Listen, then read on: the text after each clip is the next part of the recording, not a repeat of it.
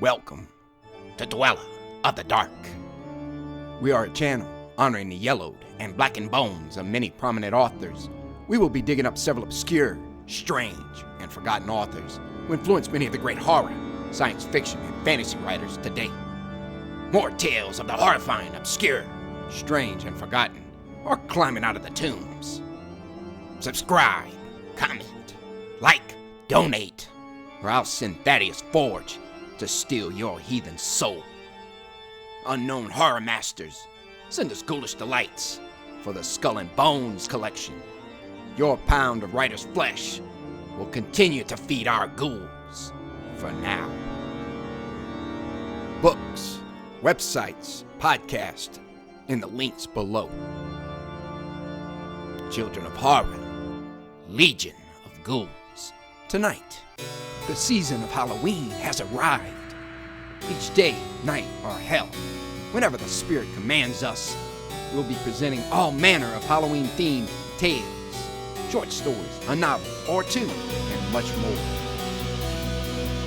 Tonight, we let the blood fly with Bram Stoker, Dracula. Dracula, Chapter 2. Jonathan Harker's Journal. Continued. 5 May.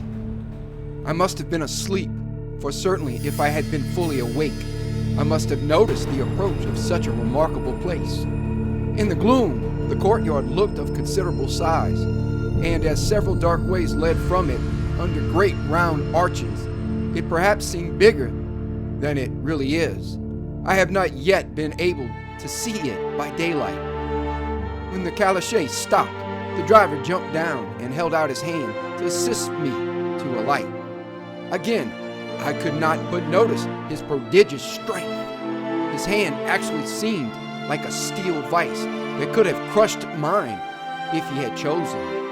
Then he took out my traps and placed them on the ground beside me as I stood close to a great door, old and studded with large iron nails, and set in a projecting doorway of massive stone. I could see even in the dim light that the stone was massively carved, but that the carving had been much worn by time and weather. As I stood, the driver jumped again into his seat and shook the reins. The horses started forward, and trap and all disappeared down one of the dark openings. I stood in silence where I was, for I did not know what to do. Of bell or knocker there was no sign. Through these frowning walls and dark window openings, it was not likely that my voice could penetrate. The time I waited seemed endless, and I felt doubts and fears crowding upon me. What sort of place had I come to, and among what kind of people? What sort of grim adventure was it on which I had embarked? Was this a customary incident in the life of a solicitor's clerk sent out to explain the purchase of a London estate to a foreigner? Solicitor's clerk. Mina would not like that. Solicitor. For just before leaving London, I got word that my examination was successful, and I am now a full-blown solicitor. I began to rub my eyes and pinch myself to see if I were awake. It all seemed like a horrible nightmare to me, and I expected that I should suddenly awake and find myself at home with the dawn struggling in through the windows, as I had now and again felt in the morning after a day of overwork. But my flesh answered the pinching test, and my eyes were not to be deceived. I was indeed awake and among the Carpathians. All I could do now was to be patient and to wait the coming of the morning. Just as I had come to this conclusion, I heard a heavy step approaching behind the great door, and saw through the chinks the gleam of a coming light. Then there was the sound of rattling chains and the clanking of massive bolts drawn back. A key was turned with the loud grating noise of long disuse, and the great door swung back. Within stood a tall old man, clean-shaven save for a long white mustache, and clad in black from head to foot, without a single speck of color about him anywhere. He held in his hand an antique silver lamp, in which the flame burned without chimney or globe of any kind, throwing long, quivering shadows as it flickered in the draught of the open door. The old man motioned me in with his right hand, with a courtly gesture, saying in excellent English, but with a strange intonation, "Welcome to my house. Enter freely and of your own will." He made no motion of stepping to meet me, but stood like a statue, as though his gesture of welcome had fixed him into stone. The instant, however, that I had stepped over the threshold, he moved impulsively forward, and holding out his hand, grasped mine with a strength which made me wince, an effect which was not lessened by the fact that it seemed as cold as ice, more like the hand of a dead than a living man. Again he said, "Welcome to my house. Come freely, go safely, and leave something of the happiness you bring." The strength of the handshake was so much akin to that which I had noticed in the driver, whose face I had not seen, that for a moment I doubted if it were not the same person to whom I was speaking. So to make sure, I said interrogatively, "Count Dracula?"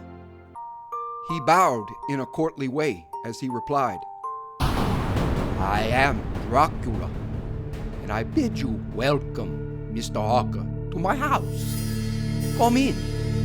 The night air is chill, and you must need to eat and rest." As he was speaking, he put the lamp on a bracket on the wall, and stepping out, took my luggage. He had carried it in before I could forestall him. I protested, but he insisted. "Nay, sir, you are my guest. It is late, and my people are not available. Let me see to your comfort myself." He insisted on carrying my traps along the passage, and then up a great winding stair, and along another great passage, on whose stone floor our steps rang heavily. At the end of this, he threw open a heavy door, and I rejoiced to see within a well-lit room, in which a table was spread for supper, and on whose mighty hearth a great fire of logs, freshly replenished, flamed and flared. The Count halted, putting down my bags, closed the door, and crossing the room opened another door, which led into a small octagonal room, lit by a single lamp, and seemingly without a window of any sort. Passing through this, he opened another door, and motioned me to enter.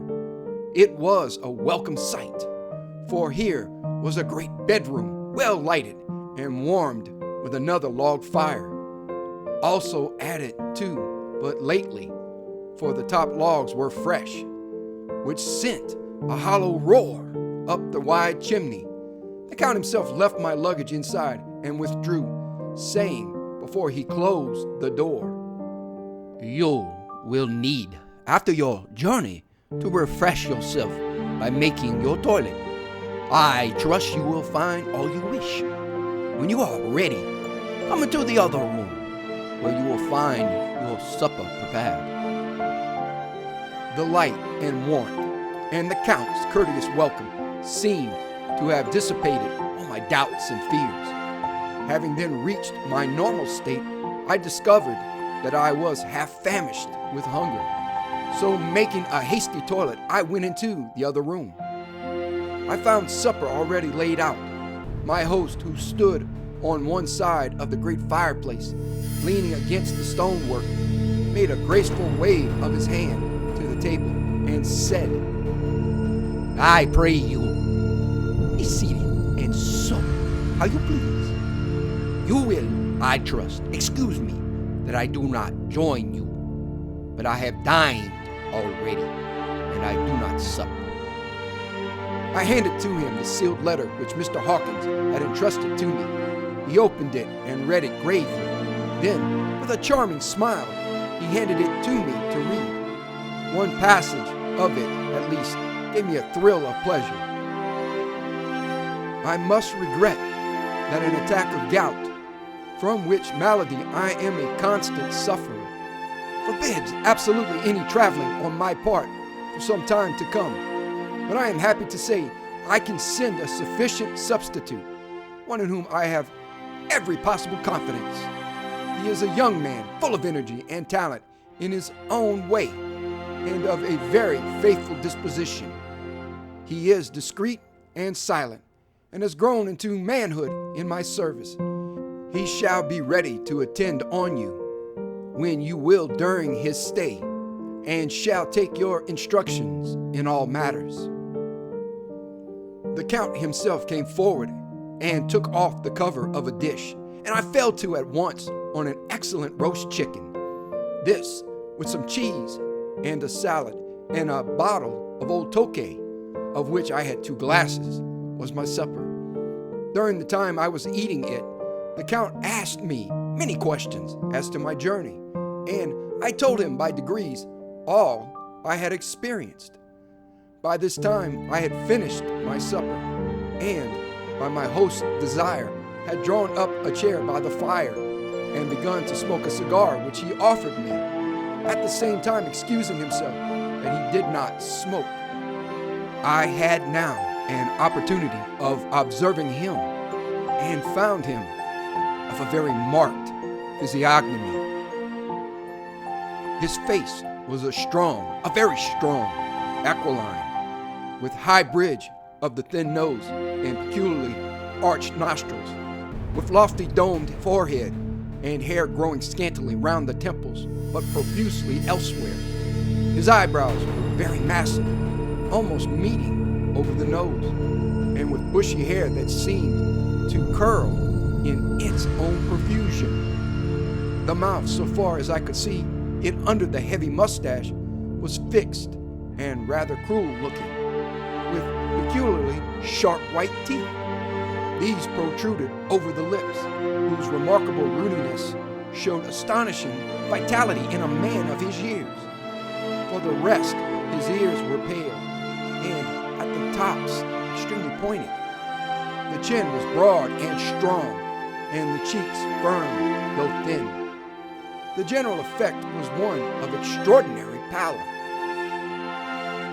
Hitherto I had noticed the backs of his hands as they lay on his knees in the firelight, and they had seemed rather white and fine. But seeing them now close to me, I could not but notice that they were rather coarse, broad, with squat fingers. Strange to say, there were hairs in the center of the palm. The nails were long and fine and cut to a sharp point. As the Count leaned over me and his hands touched me, I could not repress a shudder. It may have been that his breath was rank, but a horrible feeling of nausea came over me, which, do what I would, I could not conceal.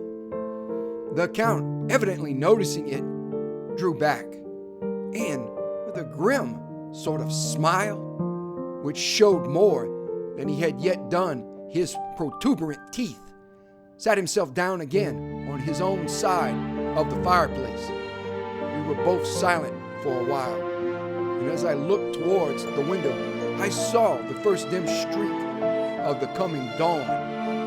There seemed a strange stillness over everything, but as I listened, I heard, as if from down below in the valley, the howling of many wolves. The Count's eyes gleamed, and he said, "Listen to them, the children of the night. What music they make!" Seeing, I suppose, some expression in my face strange to him, he added, "Ah, sir, you dwellers in the city cannot enter into the feelings of the hunter." Then he rose and said, "Boy, you must be tired. Your bedroom is all ready, and tomorrow you shall sleep as late as you will. I have to be away till the afternoon, so sleep well and dream well." With a courteous bow, he opened for me himself the door to the octagonal room, and I entered my bedroom. I am all in a sea of wonders. I doubt, I fear, I think strange things, which I dare not confess to my own soul. God, keep me, if only for the sake of those dear to me. 7 May. It is again early morning, but I have rested and enjoyed the last 24 hours. I slept till late in the day and awoke of my own accord. When I had dressed myself, I went into the room where we had supped and found a cold breakfast laid out, with coffee kept hot by the pot being placed on the hearth. There was a card on the table on which was written, "I have to be absent for a while. Do not wait for me. D." I sat to and enjoyed a hearty meal. When I had done, I looked for a bell so that I might let the servants know I had finished, but I could not find one. There are certainly odd deficiencies in the house, considering the extraordinary evidences of wealth which are around me. The table surface is of gold and so beautifully wrought that it must be of immense value. The curtains and upholstery of the chairs and sofas and the hangings of my bed are of the costliest and most beautiful fabrics, and must have been of fabulous value when they were made, for they are centuries old, though in excellent order. I saw something like them in Hampton Court, but there they were worn and frayed and moth-eaten. But still in none of the rooms is there a mirror. There is not even a toilet glass on my table, and I had to get the little shaving glass from my bag before I could either shave or brush my hair. I have not yet seen a servant anywhere or heard a sound near the castle except the howling of wolves. Sometime after I had finished my meal, I do not know whether to call it breakfast or dinner, for it was between 5 and 6 o'clock. When I had it, I looked about for something to read, for I did not like to go about the castle until I had asked the Count's permission. There was absolutely nothing in the room, book, newspaper, or even writing materials. So I opened another door in the room and found a sort of library. The door opposite mine I tried, but found it locked. In the library I found, to my great delight, a vast number of English books, whole shelves full of them, and bound volumes of magazines and newspapers. A table in the center was littered with English magazines and newspapers, though none of them were of a very recent date. The books were of the most varied kind: history, geography, politics, political economy, botany, geology, law, all relating to England and English life and customs and manners. There were even such books of reference as the London Directory, the Red and Blue Books, Whitaker's Almanac, the Army and Navy List, and it somehow gladdened my heart to see it, the Law List. Whilst I was looking at the books, the door opened and the Count entered. He saluted me in a hearty way and hoped that I had had a good night's rest. Then he went on, "I am glad you found your way in here, for I am sure there is much that will interest you. These companions," and he laid his hand on some of the books, "have been good friends to me, and for some years past, ever since I had the idea of going to London, have given me many hours of pleasure. Through them, I have come to know your great England, and to know her is to love her. I long to go through the crowded streets of your mighty London, to be in the midst of the whirl and rush of humanity, to share its life, its change, its death, and all that makes it what it is. But alas, as yet I only know your tongue through books. Do you, my friend, I look that I know it to speak." "But Count," I said, "you know and speak English thoroughly." He bowed gravely.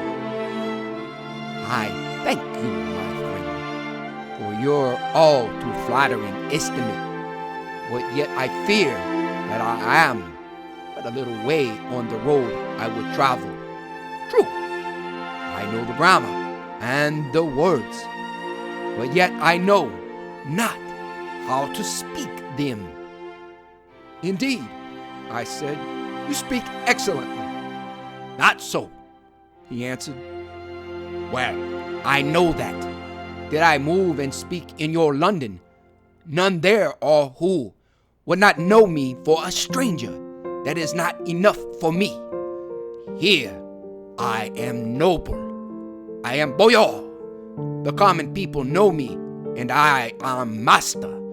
But a stranger in a strange land, he is no one. Men know him not, and to know not is to care not for.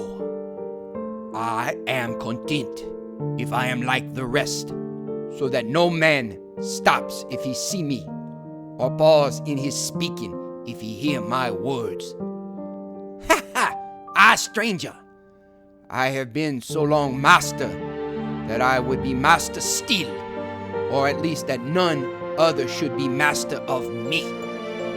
You come to me not alone as agent of my friend Peter Hawkins of Exeter to tell me all about my new estate in London.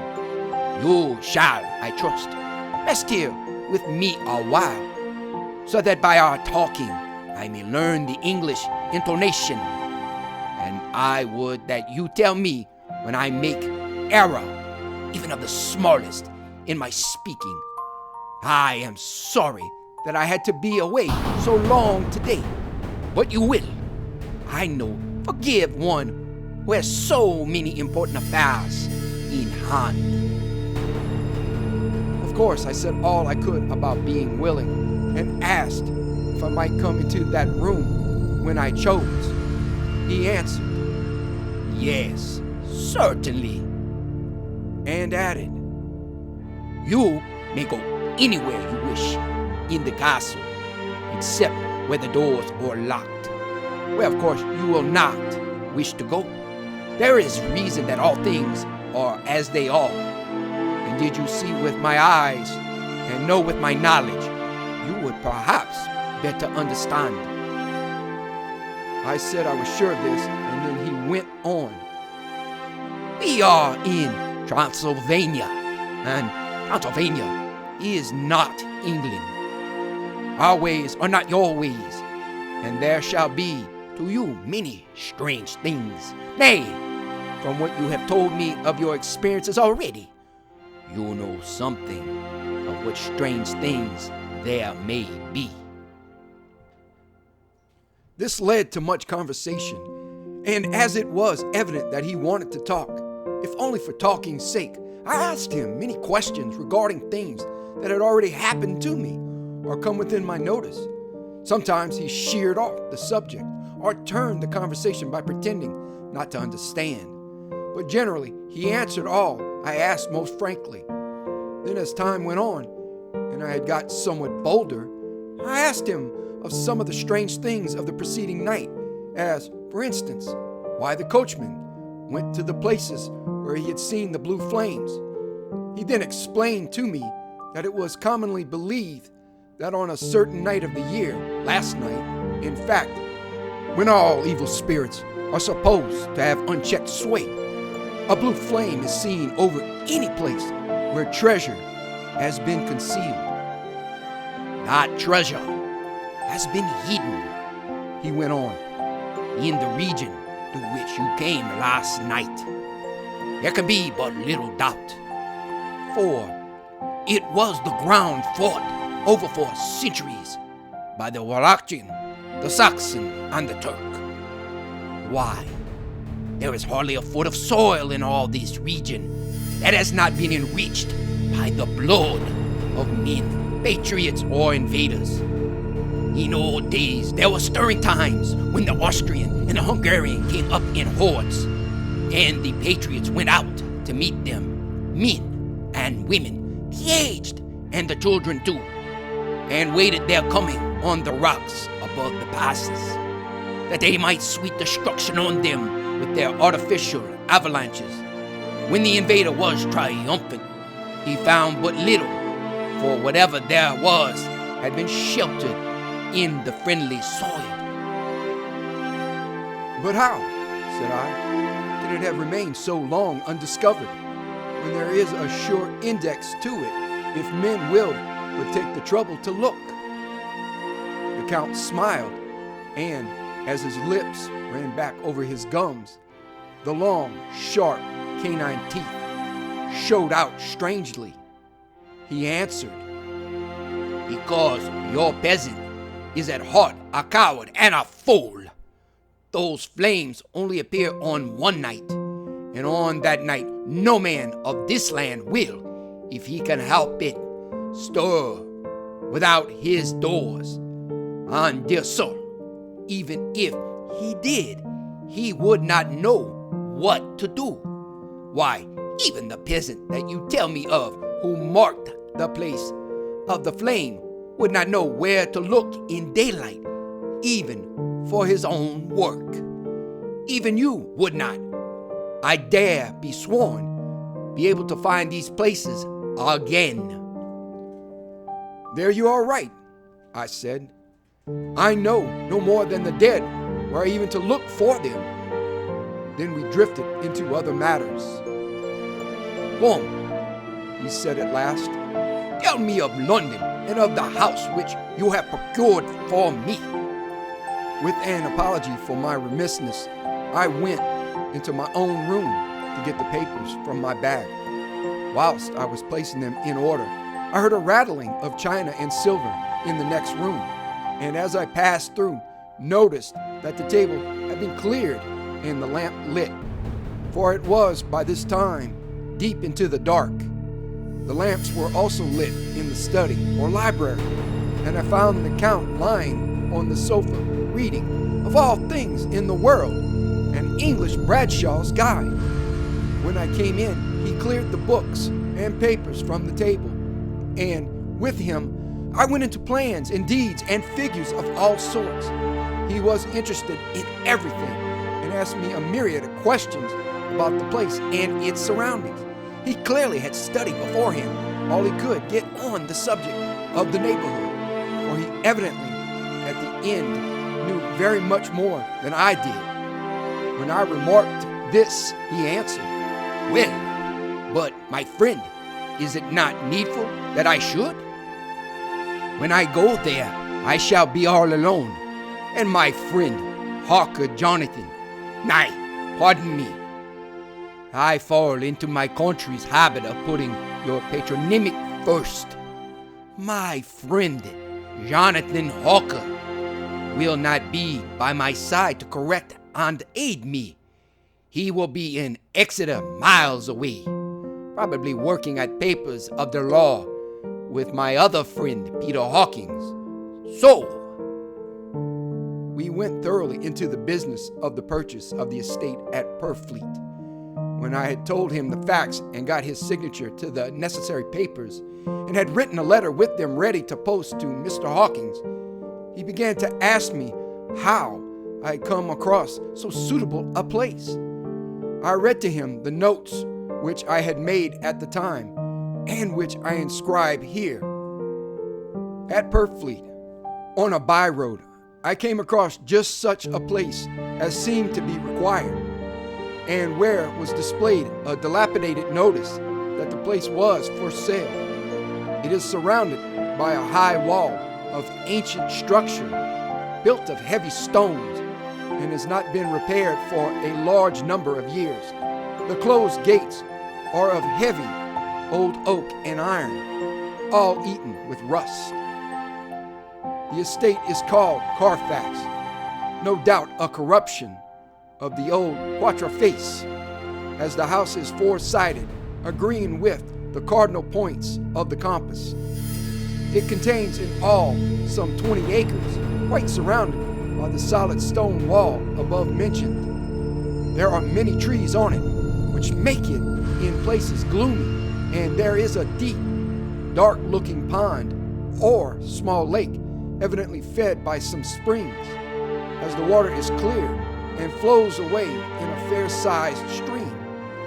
The house is very large and of all periods back, I should say to medieval times, for one part is of stone immensely thick, with only a few windows high up and heavily barred with iron.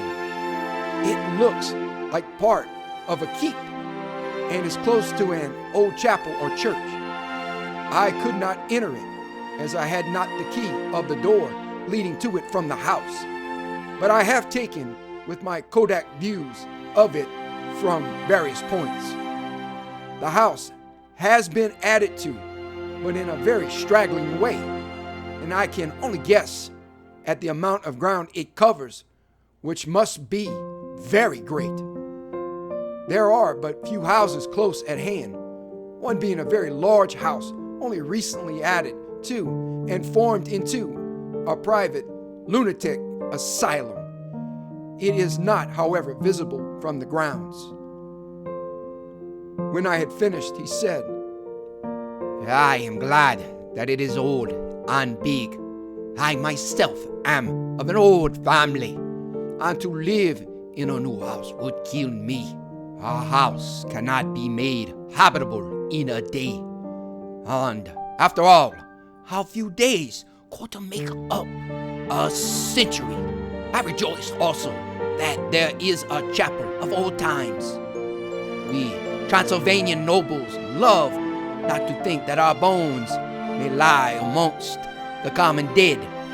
I seek not gaiety nor mirth, not the bright voluptuousness of much sunshine and sparkling waters which please the young and gay.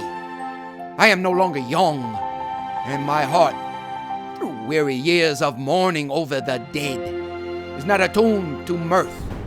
Moreover, the walls of my castle are broken. The shadows are many, and the wind breathes cold through the broken battlements and casements.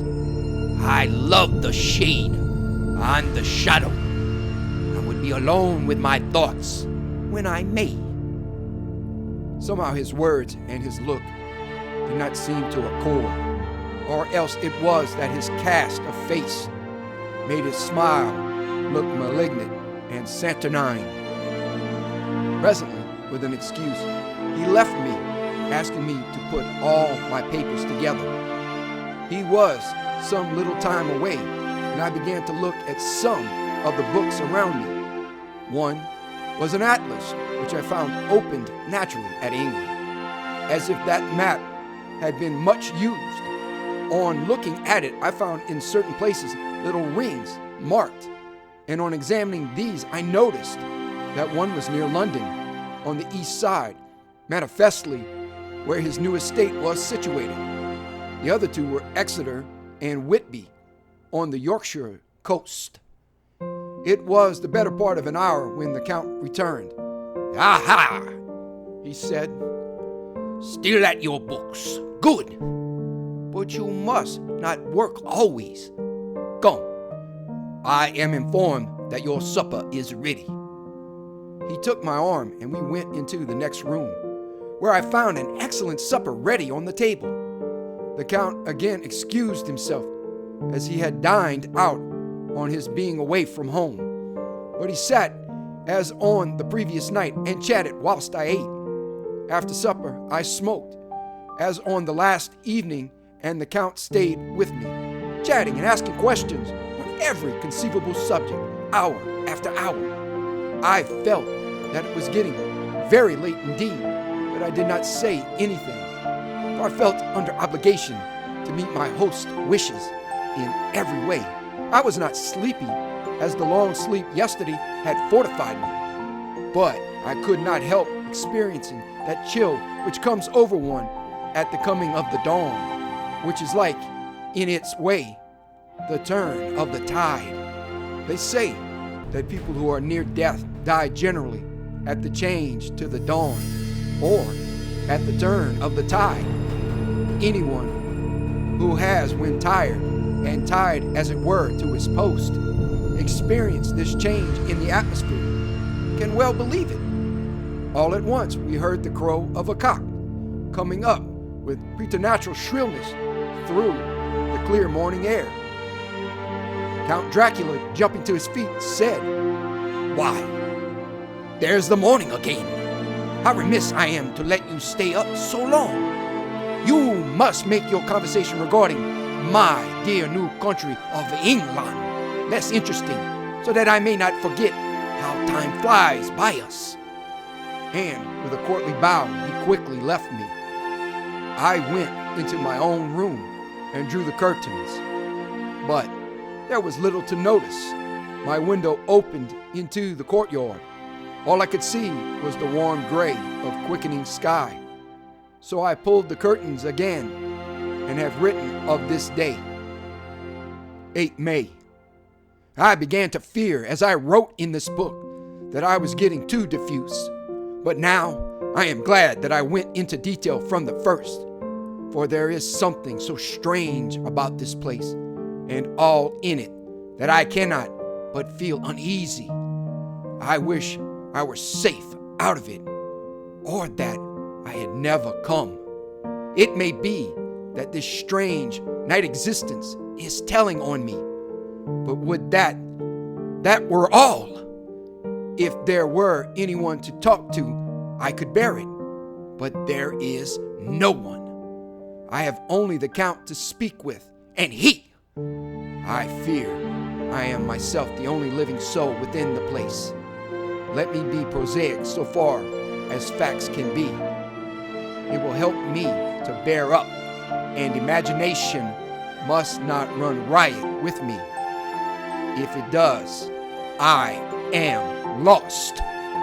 Let me say at once how I stand, or seem to.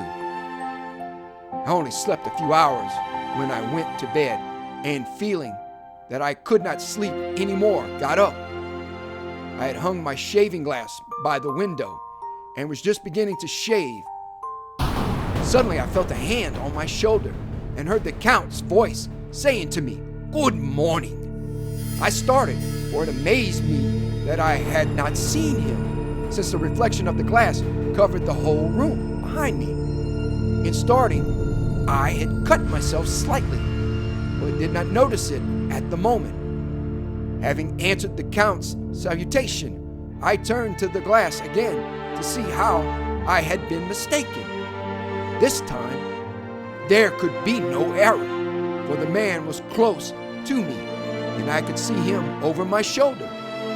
But there was no reflection of him in the mirror. The whole room behind me was displayed, but there was no sign of a man in it except myself.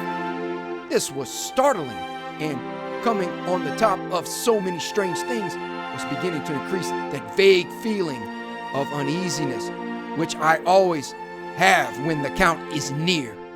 But at the instant I saw that the cut had bled a little, and the blood was trickling over my chin. I laid down the razor, turning as I did so half round to look for some sticking plaster. When the Count saw my face, his eyes blazed with a sort of demoniac fury, and he suddenly made a grab at my throat. I drew away, and his hand touched the string of beads which held the crucifix. It made an instant change in him, for the fury passed so quickly that I could hardly believe that it was ever there. "Take care," he said. "Take care how you cut yourself. It is more dangerous than you think in this country." Then seizing the shaving glass, he went on. "And this is the wretched thing that has done the mischief. It is a foul bauble of man's vanity. Away with it!" And, opening the heavy window with one wrench of his terrible hand, he flung out the glass, which was shattered into 1,000 pieces on the stones of the courtyard far below. Then he withdrew without a word. It is very annoying, for I do not see how I am to shave, unless in my watch case or the bottom of the shaving pot, which is, fortunately, of metal. When I went into the dining room, breakfast was prepared, but I could not find the Count anywhere, so I breakfasted alone. It is strange that as yet I have not seen the Count eat or drink. He must be a very peculiar man. After breakfast, I did a little exploring in the castle. I went out on the stairs and found a room looking towards the south. The view was magnificent, and from where I stood, there was every opportunity of seeing it. The castle is on the very edge of a terrible precipice. A stone falling from the window would fall 1,000 feet without touching anything. As far as the eye can reach is a sea of green treetops, with occasionally a deep rift where there is a chasm. Here and there are silver threads where the rivers wind in deep gorges through the forest. But I am not in heart to describe beauty, for when I had seen the view, I explored further. Doors, doors, doors everywhere, and all locked and bolted. In no place, save from the windows in the castle walls, is there an available exit. The castle is a veritable prison, and I am a prisoner.